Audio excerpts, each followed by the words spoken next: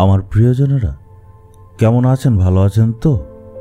প্রভু যীশু খ্রিস্ট আপনাকে অনেক প্রেম করেন, তাই প্রতিদিন আপনার সাথে কথা বলেন।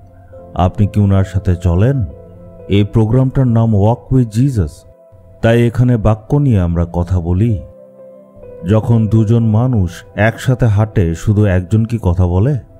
না, দুজনেই বলবে, আবার দুজনেই শুনবে। এই জন্য আমরা ঈশ্বরের বাক্য শুনি, আমরাও বলি। আমরা যদি প্রতিদিন প্রভু যীশুর সাথে চলি, তখন আমরা বিজয়ী হতে পারবো। অনেক সময় সন্দেহ হয়, কাজটা করতে পারবো, এগোতে পারবো, তখন মনের মধ্যে অনেক ভয় হয়। আজ হয়তো আপনি ভয়ের মধ্যে আছেন, তাই আজকে আপনার জন্য বাক্য আছে। আমরা দেখব ফিলিপিও 4:13 পদে, যিনি আমাকে শক্তি দান করেন, তার মাধ্যমে আমি সবকিছুই করতে পারি। এখানে এক প্রভুর দাসের কথা। আমেরিকার দেশে একটা খুব বিখ্যাত বক্সার ছিল, তার নাম ছিল লিয়েন্ডার হোয়াইটফিল্ড। একদম ছোট বয়স থেকে সে বক্সিং করত, আর যুবক বয়স পর্যন্ত সে বক্সিংয়ের জন্য ট্রেনিং করেছিল। তার মনে স্বপ্ন ছিল যাতে সে সারা পৃথিবীর বক্সিং চ্যাম্পিয়ন হতে পারে। একদম যখন ছোট ছিল তখন থেকে প্র্যাকটিস করতে করতে ভালো পরিস্থিতিতে এসে গেল।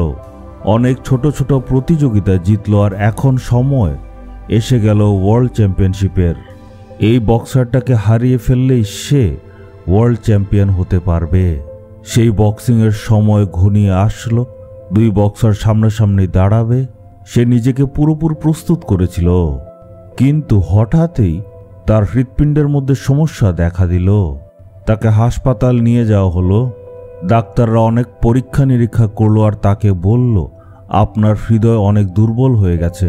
তখন সেই হাসপাতালে সে চিকিৎসা করালো। তারপর সে যখন মোটামুটি সুস্থ হয়ে গেল, ডাক্তাররা বলল, আপনার হৃদয় কিন্তু এখনো বেশি শক্তিশালী হয়নি, তার মানে আপনি এখন থেকে আর বক্সিং খেলাটা খেলবেন না, না হলে আপনার প্রাণ যেতে পারে, জীবনের উপর ক্ষতি আসতে পারে। তার স্বপ্ন ছিল যে সে একদিন ওয়ার্ল্ড চ্যাম্পিয়ন হবে, কিন্তু এখন পরিস্থিতি ভালো নয়, সব শেষ হয়ে গেছে। সে মনের দুঃখে ভাবল, আমার স্বপ্ন ছিল ওয়ার্ল্ড চ্যাম্পিয়ন হওয়ার, কিন্তু এখন সব স্বপ্ন শেষ হয়ে গেছে। এই ব্যক্তি কিন্তু আবার প্রভু যিশুতে বিশ্বাস করত। একবার সে একটা প্রার্থনা সভার মধ্যে গিয়েছিল। সেখানে প্রচারকের নাম ছিল বেনি হিন। সে রোগীদের জন্য প্রার্থনা করেছিল। ঈশ্বরের সামর্থ্য সেখানে নেমে আসলো আর তার হৃদয়কে সুস্থ করল। আর সেই প্রভুর সেবক বলল, ঈশ্বরের সামর্থ্য তোমায় ছুঁয়েছে, এখন তুমি আবার গিয়ে বক্সিং করতে পারবে। তার মনে বিশ্বাস আসলো। তারপর সে এগিয়ে গেল। ডাক্তাররা বলছে আমি এখনো দুর্বল, কিন্তু ঈশ্বরের দাস বলেছে আমি শক্তিশালী। সে সম্পূর্ণ বিশ্বাস করলো আর প্রার্থনা করলো। এই যে ফিলিপিও 4:13 পদ দ্বারা প্রভু কথা বললেন যে ঈশ্বর আমাকে শক্তি প্রদান করেন, সেই ঈশ্বরের মাধ্যমে আমি সব কিছুই করতে পারি। বাক্য দ্বারা ঈশ্বর তার সাথে কথা বলেন, তোমার শক্তি দ্বারা কোনো কিছুই করতে পারবে না। আমার শক্তি আমি তোমায় দান করব, আমার সামর্থ্য দিয়ে তোমাকে ভরে দেব। সেদিন ঈশ্বর তার বাক্য দ্বারা তার সাথে কথা বললেন, আর তারপর থেকে সে প্রতিদিন এই পদটা ঘোষণা করত যে ঈশ্বর আমাকে শক্তি প্রদান করেন, তার শক্তি দ্বারা আমি সব করতে পারবো।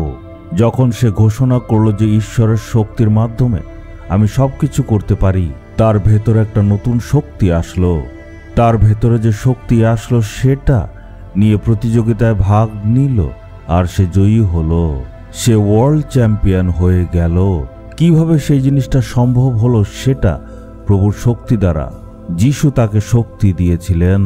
আজকে হয়তো আপনি কোনো পরীক্ষার জন্য প্রস্তুতি নিচ্ছেন, বা ইন্টারভিউর জন্য প্রস্তুতি নিচ্ছেন, কোনো একটা বিশেষ কাজের জন্য প্রস্তুতি নিচ্ছেন, ব্যবসা বা কাজের জন্য প্রস্তুতি নিচ্ছেন, আর আপনি ভাবছেন এই কাজটা আমি কি করতে পারবো?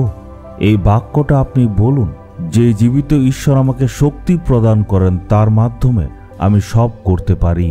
মনে সাহস নিয়ে যদি বলেন যে ঈশ্বর আমাকে শক্তি দেন, তার মাধ্যমে আমি সবকিছু করতে পারবো, তখন আপনি আসলেই বিজয়ী হবেন। আপনার সেবা কাজ হতে পারে। আপনার সেই সেবা কাজে ঈশ্বর একটা পরিবর্তন নিয়ে আসবেন। আপনার ডান হাত উঠিয়ে বিশ্বাসের সহিত বলুন, যিনি আমাকে শক্তি দেন সেই মসীহর দ্বারা আমি সব রকম কাজ করতে পারবো। যে ঈশ্বর আমাকে শক্তি প্রদান করেন, তার মাধ্যমে আমি সব রকম কাজ করতে পারবো। Amen, amen.